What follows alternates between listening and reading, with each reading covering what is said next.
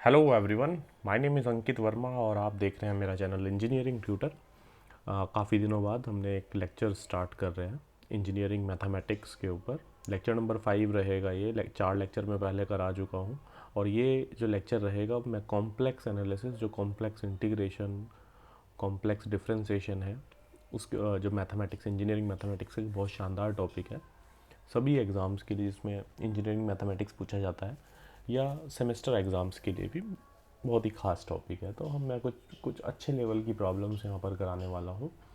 तो बने रहिए, लेक्चर को लास्ट तक देखिए। जो भी प्रॉब्लम, सबसे पहले खुद सॉल्व कीजिए इसको और सॉल्यूशन देखिए उसका। राइट, कोई प्रॉब्लम होगी तो कमेंट सेक्शन में मेरे को ज़रूर बताइए। तो ज़्यादा टाइम ना वेस्ट करते हुए जल्दी से स्टार्ट करते हैं और पहली प्रॉब्लम को देखते हैं। ये पहली प्रॉब्लम है, गेट में आई हुई प्रॉब्लम है, बहुत ही अच्छी है। ये इंटीग्रेशन की वैल्यू दी है, क्लोज्ड पाथ दिया है और उसकी वैल्यू दी है 4 पाई आयोटा। कॉम्प्लेक्स नंबर हमें पता है ये होता है, तो इसने ये पूछा है कि करेक्ट पाथ क्या है इसका। जनरली क्या होगा कि आपको पाथ दे के रखेगा, आपसे इंटीग्रेशन पूछ लेगा, बट उल्टा क्वेश्चन है तो इसके लिए हमें भी फिर उल्टे तरीके से ही करना होगा, ये भी पक्की बात है। ओके, तो मैं यहाँ पर इंटीग्रेशन लिखूँगा और उसके बाद मैं एक पाथ को खुद इन चारों ऑप्शंस में, चारों ऑप्शन में क्या है कि एक सर्कल, ऑब्वियसली सर्कल की इक्वेशन है जो पाथ है, और ये कौन सी इक्वेशन है, ऑब्वियसली यहाँ पर ये वाला ओरिजिन है, ये z=1 रहेगी और ये z=2 रहेगी। तो ऑब्वियसली इसके दो पॉइंट्स हैं जो कि आप यहाँ पर डिफाइन भी कर पा रहे होंगे, जिसे पोल बोलते हैं, z=1 और z=2। तो आप देख रहे होंगे पहले वाले ऑप्शन में दोनों पॉइंट अंदर हैं, एक पॉइंट एक बाहर है, दो एक अंदर है, दो बाहर है। इसमें एक बाहर है, दो अंदर है। तो ये देखना होगा कि वो पाथ क्या है। तो उसके लिए ऑब्वियसली क्वेश्चन शानदार है, तो उसी हिसाब से हम इसको डील करेंगे, समय लेंगे और इसको सॉल्व करने की कोशिश करते हैं। तो जो इंटीग्रेशन की वैल्यू है वो क्या है, 3z-5 अपॉन z-1 और z-2। ठीक है, अब क्या है कि इसके अंदर z-2 जो है, z-2 की वैल्यू जो हम यहाँ पर लेंगे, दोनों को देखना होगा, z=1 और z=2 दोनों को देखना होगा हमको। राइट, z-2, तो z-2 के बाद अब मैं यहाँ पर देखिए, सबसे पहला जो मैं मान के चलता हूँ, मैं ये मानता हूँ कि z=1 जो कि सर्कल की इक्वेशन है जिसका रेडियस 1 है, ये आपको पता ही होगा ऑब्वियसली। मान लेता हूँ कि ये पॉइंट अंदर है, ठीक है। और तो इस पॉइंट को अंदर मान के कैसे सॉल्व होगा, मतलब 3z-5, ये मैं एक फंक्शन, फिर ऑब्वियसली z-2 ये हमारा एक फंक्शन बन जाएगा और z-1 पे मैं जो ये चेक कर रहा हूँ, ऐसे ही चेक होगा ये, है ना। और ये क्लोज काउंटर का सिंबल है इसका, ठीक है। और z=2 मैंने मान लिया कि आउटसाइड है ना। z=1 इनसाइड, मतलब इसके पॉइंट पड़ता है। तो इसको इसी तरीके से लिखना पड़ेगा अभी हमें। अब इसकी जो सॉल्व करने का क्या तरीका है कि =2 पाई आयोटा, कोची इंटीग्रल फार्मूला में लगा रहा हूँ, 2 पाई आयोटा, और जो 3z-5 और z-2 है वहाँ पर आप z क्या रख देंगे, 1 रख देंगे। ठीक है, जब आप यहाँ पर 1 रखोगे तो यहाँ पर -2 आ जाएगा और यहाँ पर 1 -2, तो 2 दूनी 4 हो जाएगा, 4 पाई आयोटा आ जाएगा। आप चाहे, अब देखो, अगर मैं इसमें जस्ट उल्टा समझ के चलता कि जो अपना z=2 है वो अंदर है और z=1 बाहर है, तो यहाँ पर मैं यहाँ पर z1 आता और यहाँ पर z मैं की जगह क्या रखता, 2 रखना पड़ता इसी सेम इक्वेशन के अंदर। ठीक है, तब हमारा कुछ और आंसर आता, क्योंकि वैल्यू इसने हमें पहले ही इंटीग्रेशन की दे दी थी कि 4 पाई आयोटा है। अब ये कब आया है, ये ऑब्वियसली समय बचाने की, मैंने बताया ना हिट एंड ट्रायल तरीके से मैंने इस क्वेश्चन को किया है। आप z=2 को एक बार करके देखते, रख के वैल्यू रख के देखते, तब वहाँ पर जो फंक्शन की वैल्यू आती वो ये आती, और नीचे क्या आता, z-2 आता। तो जब इसकी जगह आप रख के देखते z=2, ठीक है, तब क्या आ जाता, 6, तो ये 1 आ जाता, और बाहर 2 पाई आयोटा तो आता, तो ये तो 2 पाई आयोटा आ रहा है, तो गलत हो जाता आंसर, मतलब ऑब्वियसली 4 पाई आयोटा नहीं आता। सो इसीलिए z=1 इनसाइड है, तो इसका मतलब क्या है, कौन सा पाथ है, मैं बना के दिखाता हूँ बेकायदा आपको इसको। अगर मैं इसको बनाऊँ, सर्कल है, तो ये जो 1 पॉइंट है अंदर है, और ये जो 2 पॉइंट है बाहर है, ठीक है। सो इसलिए ये वाला अपना जो भी ऑप्शन इसके अंदर दिया है, कौन सा आंसर रहेगा फिर, बी वाला ऑप्शन रहने वाला है ना, बी ऑप्शन रहेगा। नेक्स्ट क्वेश्चन देखते हैं। एक कॉम्प्लेक्स वेरिएबल दिया गया है z=x प्लस जे 1/10, j/10 भी बोल सकते हैं इसको, has its real part varying in the range -∞ to +∞। ये जो दिया है इसका, ठीक है, जो रियल पार्ट है इसका x दिया है इसका रियल पार्ट, जो कि वैल्यू अब हमें पता नहीं है, लेकिन -∞ से +∞ चल रहा है, मतलब x की वैल्यू -∞ से +∞ तक वेरी करती है। ये इसने दिया है, इसने बोला which one of the following is the locus shown in the thick lines in the complex plane, ठीक है। तो ये कॉम्प्लेक्स प्लेन का इसने बताया गया है कि कौन सा ग्राफ इसको शो करेगा, है ना, मतलब इसको शो करेगा जो इसका लोकस है 1/z, यही है ना, ये क्या है 1/z, यहाँ पर जो ये पॉइंट दिया गया है, ये 1/z के बारे में पूछा है इसने। लोकस किसका पूछा है इसने, 1/z का। बहुत ही शानदार क्वेश्चन है, टफ़ है थोड़ा सा, लेकिन ऑब्वियसली मैंने जैसे बताया कि मैं यहाँ पर कुछ टफ़ क्वेश्चन ही कराने वाला हूँ, राइट। सो सबसे पहले अगर आप इसका जो y कोऑर्डिनेट है वो क्या है, अगर आप इसको ध्यान से देखेंगे, जो इसकी मतलब ऑब्वियसली अगर आप इसको देखेंगे कि इसका जो y की वैल्यू है, इमेजिनरी पार्ट इसकी जो इमेजिनरी एक्सिस है, वो अगर इसने हमें बोला है तो वो क्या है, वो है y= क्या है, वो 0.1 या y=1/10। तो ये स्ट्रेट लाइन है, ठीक है, ये क्या है, स्ट्रेट लाइन है। कैसे इसको मुझे मतलब निकालना पड़ेगा, या मैं इसको कैसे इसकी मैपिंग कर सकता हूँ किसी भी प्लेन में, वो मैं आपको बताता हूँ। और क्या इक्वेशन आएगी, मुझे कैसे पता लगेगा इन चारों ऑप्शंस में। पहली यानी कि ये वाली इक्वेशन है, मतलब स्ट्रेट लाइन दी गई है, दूसरे में सर्कल बताया गया है, तीसरे में भी सर्कल है, चौथे में जो लाइन है वो इस तरीके से है, ठीक है। लेकिन 1/z का, z ये है तो 1/z का इसने मेरे से पूछा है। ऑब्वियसली x और y का मेरे को इस तरह से ही निकालना पड़ेगा, z को मानना पड़ेगा x प्लस आयोटा y, ठीक है। और जो दूसरा फंक्शन है 1/z, उसको मैं w मान लेता हूँ। चलो मैं करके दिखाता हूँ इसको प्रॉपर तरीके से। टफ़ क्वेश्चन है बट कोशिश करते हैं इसको तरीके से सॉल्व करने की, कैसे मैं एग्ज़ाम में इसको सॉल्व कर पाता, या कैसे क्वेश्चंस घुमा फिरा के पूछे जा सकते हैं। इसमें 1/z का पूछा है, 1/z² का भी पूछ सकते हैं। तो जो भी फंक्शन इसने माना उसको मैं w मान लेता हूँ, मतलब इसने मान लेता हूँ z की वैल्यू क्या होती है, x प्लस आयोटा। y की वैल्यू इसने ऑब्वियसली दी है, 0.1 दी है, और जो y=0.1 का मतलब तो एक लाइन होगी ना, स्ट्रेट लाइन की इक्वेशन है ना, और बाई साहब -∞ से +∞ तक जा सकती है, गलत तो नहीं कह रहा हूँ, ठीक है। तो w को क्या मान सकते हैं, u प्लस आयोटा v मान सकते हैं। अब देखो मज़ेदार क्वेश्चन कितना है ये। तो यानी कि u प्लस आयोटा v को क्या बोल सकते हैं, 1/x प्लस आयोटा y, तो इसका कंजुगेट से मल्टीप्लाई करना पड़ेगा, थोड़ी सी स्पीड पकड़ रहा हूँ, वैसे भी बहुत स्लो बोलता हूँ मैं। और ये जब करोगे तो X square plus Y square आ जाएगा। तो यहाँ से सॉल्व करके कंपेयर करके एक्स की वैल्यू और यू की वैल्यू तो आ जाएगी x plus x upon x square plus Y square, और वी की वैल्यू आएगी माइनस वाई। ध्यान से देखना आप ज़रा मेरी बात को, ये यू और वी की वैल्यू आई है, ठीक है।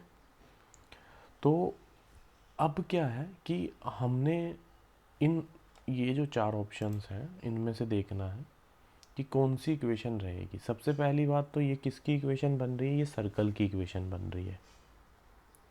और क्या चीज़ आ रही है इसके अंदर, सर्कल की इक्वेशन आ रही है। दूसरी बात मतलब अगर आप इसको ध्यान से देखोगे, u की वैल्यू और जो u की वैल्यू है वो प्लस है, मतलब एक तरह से x की वैल्यू एक तरह से मतलब जो अपना हॉरिजॉन्टल एक्सिस है, ठीक है, वो है u, और v है अपनी वर्टिकल एक्सिस जो होती है, ठीक है। तो हमने क्या करना है, इन दोनों पॉइंट्स को x और y को हमने क्या करना है, ट्रांसफॉर्म करना है। इसे बोलते हैं की ट्रांसफॉर्मेशन, ठीक है। तो अगर आप ध्यान से देखोगे इसके अंदर,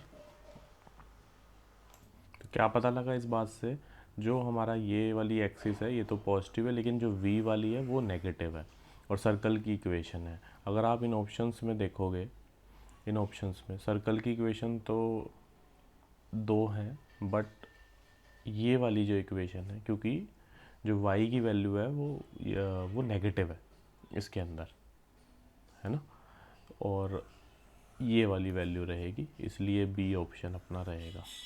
ये तो ऑब्वियसली z इक्वल्स टू, ये जो यहाँ पर 10 का मान के चलो, अगर ये वैल्यू दी है इसने, रेडियस 10 दे दिया इसने, जैसे मान के चलो इसको, ठीक है, सेंटर 0 0 है, लेकिन ये तो नहीं रहेगा, ये वाली इक्वेशन रहेगी। ऑब्वियसली दिख भी रहा है, क्यों, क्योंकि 1/z की मैपिंग पूछी है इसने, और z की वैल्यू x प्लस j/10 है ना, 0.1 बोल दो चाहे तो जब आप इसे कंपेयर भी करोगे ना, वैसे भी 1/z को अगर आपको निकालना होगा, ठीक है, तो u की वैल्यू जैसे मैंने यहाँ पर आपको दिखाई, u की वैल्यू वो पॉजिटिव है, और v की वैल्यू क्या आई है, वो नेगेटिव आई है ना। इसी कारण से हमारे पास ये वाला आंसर रहेगा। ओके, तो ये भी बढ़िया क्वेश्चन था, नो डाउट, ठीक है। तो ये हमने ट्रांसफॉर्मेशन कर दिया, ठीक है, कि भाई x की वैल्यू चाहे पॉजिटिव है, देखो x की वैल्यू पॉजिटिव है तो u पॉजिटिव है, x की वैल्यू नेगेटिव है तो u भी नेगेटिव है, ठीक है। अब समझना इस चीज़ को ना, कि कैसे वो एक जो इक्वेशन हमने बनाई स्ट्रेट लाइन, उससे कैसे मैंने ये वाली वैल्यू रख दी, ये वाला जो मेरा सर्कल है, ये इक्वेशन कैसे रही। भाई x की वैल्यू तुम पॉजिटिव रख रहे हो तो u भी पॉजिटिव आ रहा है तुम्हारा, ठीक है, और v की, और ये जो वैल्यू है, अब v की x की वैल्यू y की वैल्यू पॉजिटिव रखो तो v नेगेटिव रहेगा, ठीक है। सो इसी वजह से इसकी ये ट्रांसफॉर्मेशन हमने इमेज बनाई इस लाइन की।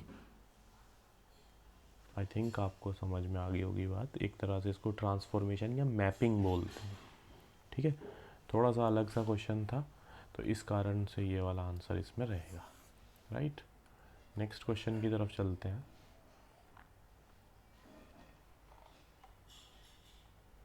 The value of the integral, फिर से एक और इंटीग्रेशन का क्वेश्चन है, 2z + 5z - this over the contour z = 1 taken in the anti clockwise direction would be, इसकी वैल्यू क्या रहने वाली है। बढ़िया क्वेश्चन है ये भी। इसको कैसे सॉल्व किया जाए इसको देखते हैं। सबसे पहले तो आपको सिंगुलर पॉइंट्स निकालने पड़ते हैं, कि ये जो नीचे वाले हैं इनको सॉल्व करना पड़ता है, ठीक है। मैं यहीं के यहीं कोशिश करता हूँ। देखो एक तो पॉइंट आ गया मेरा z = 1/2, सिंगुलर पॉइंट्स बोलते हैं इसको। एक बार मेरे को इसको भी सॉल्व करना पड़ेगा, ठीक है। इसके जो पॉइंट्स होंगे इसके फैक्टर आपको करने पड़ेंगे, ठीक है। जेड स्क्वायर माइनस दिस, अब मैं खुद ही पहले ही सॉल्व करके रखा हुआ है, तो इसके लिए अगर आप चेक करोगे z equals to 2 plus iota और एक z equals to 2 minus iota. यह अब आपको खुद सॉल्व करना पड़ेगा। देखो समय बचाने के लिए मैंने पहले से ही इसको सॉल्व करके रखा है, कुछ नहीं, इसको सॉल्व करना है बस, है ना। आयोटा वगैरह लगा के बी स्क्वायर माइनस 4ac वगैरह करके आप समझ रहे होंगे बात को मेरी, ठीक है। तो ये पॉइंट्स हैं हमारे पास, 3 पॉइंट्स हैं। अब इसने क्या कहा है, over this contour z equals to 1। अब इनमें से आपको देख पा रहे होंगे ये 2,1 है और ये 2,-1 है। अंदर पॉइंट कौन सा आ रहा है, हमें तो जो भी इंटीग्रल इक्वेशन, जो कोची इंटीग्रल फार्मूला है, पॉइंट उसके अंदर आना चाहिए, तो सच बात है ना। उसके अंदर कौन सा आएगा, z इक्वल्स टू 1/2 आएगा। ये दोनों पॉइंट तो ऑब्वियसली उसके बाहर या टच हो रहे हैं, बाहर ही आ रहे हैं ऑब्वियसली, ठीक है। तो z इक्वल्स टू 1/2 जो पॉइंट है ये इसके अंदर रहेगा, तो इसी के अबाउट मुझे ये सॉल्व करना पड़ेगा। सो ये पूरा मैं फंक्शन ले लूँगा और नीचे लिख दूंगा z माइनस 1/2, क्योंकि मैं इसके अबाउट सॉल्व कर रहा हूँ, है ना। तो क्या रहेगा, यहीं कहीं, चलो अच्छा है यहीं कहीं सॉल्व हो रहा है, समय बच रहा है।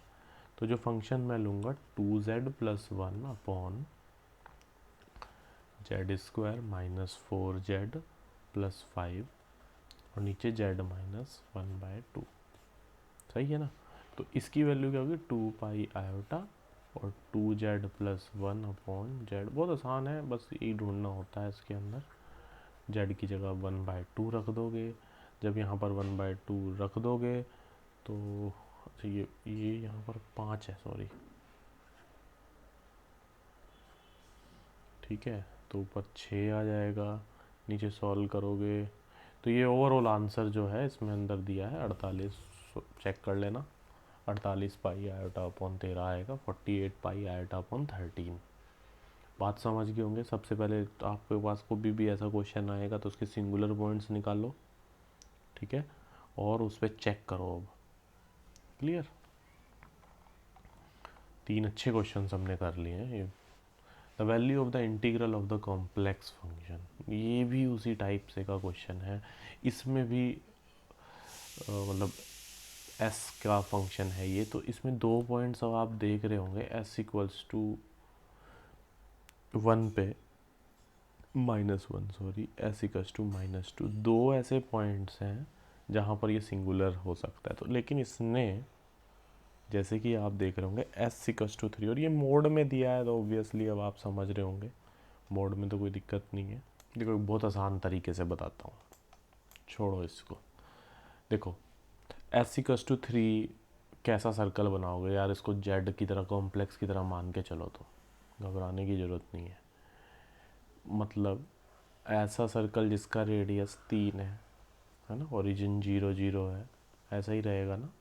ये -3,0, ये 3,0, मतलब ये रहेगी बात।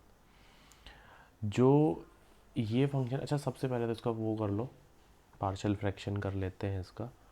तो वो सॉल्व करके क्या आएगा, इसको सॉल्व करके, जस्ट अ मिनट,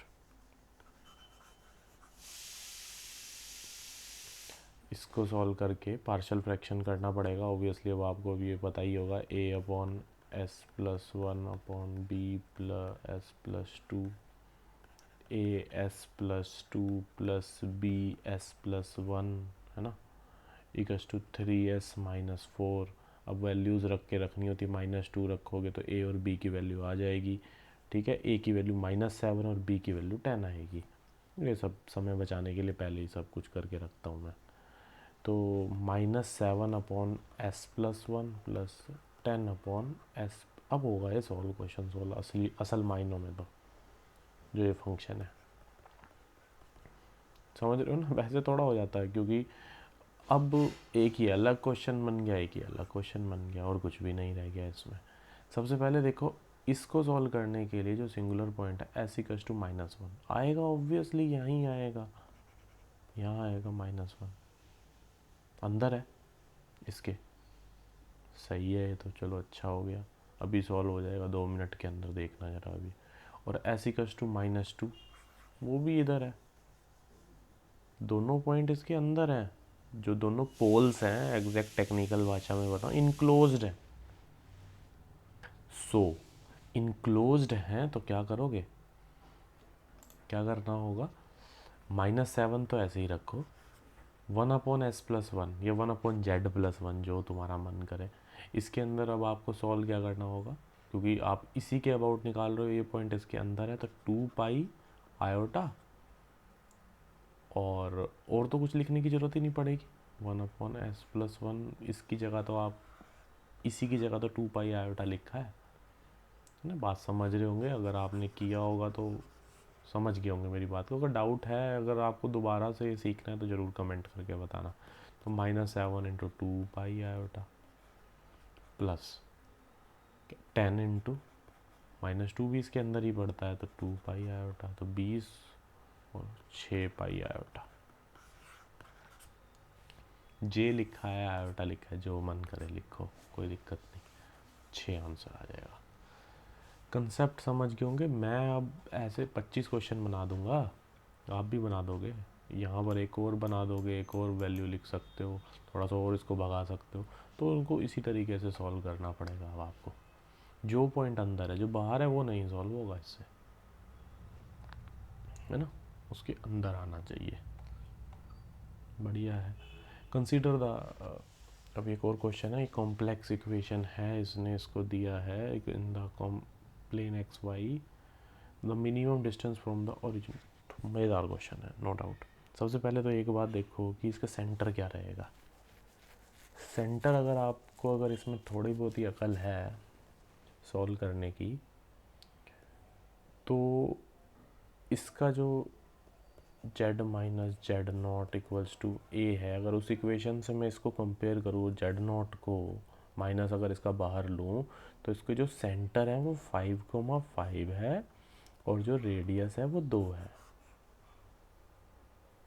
ठीक है, ये इक्वेशन है। ठीक है, तो अब आप इससे, इसने क्या बोला, minimum distance from the origin to the circle.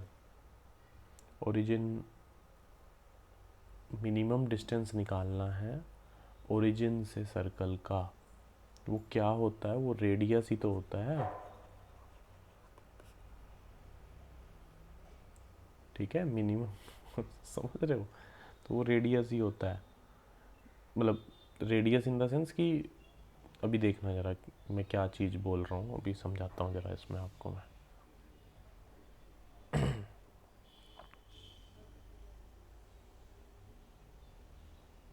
इसको सॉल्व करते हैं, इक्वेशन में बनाता हूँ, क्योंकि इतनी भी सरल बात नहीं है ये, मुझे भी शायद पढ़ना पड़ेगा दोबारा से क्वेश्चन। ये इसने बोला गया है मिनिमम डिस्टेंस, इसने रेडियस नहीं पूछा, I am sorry, the minimum distance from the origin to the circle. Minimum distance origin से सर्कल की तरफ पूछा। अब ये तो ज्योमेट्री का क्वेश्चन है, मेरे को उसको क्या कहते हैं हमारी भाषा में, मुकालता हो गया था। 5,5, हाँ मैंने जो बात बताई है वो दुरुस्त बताई है, 5,5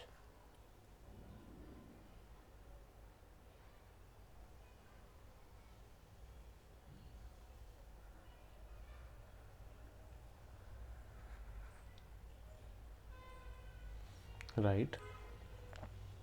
तो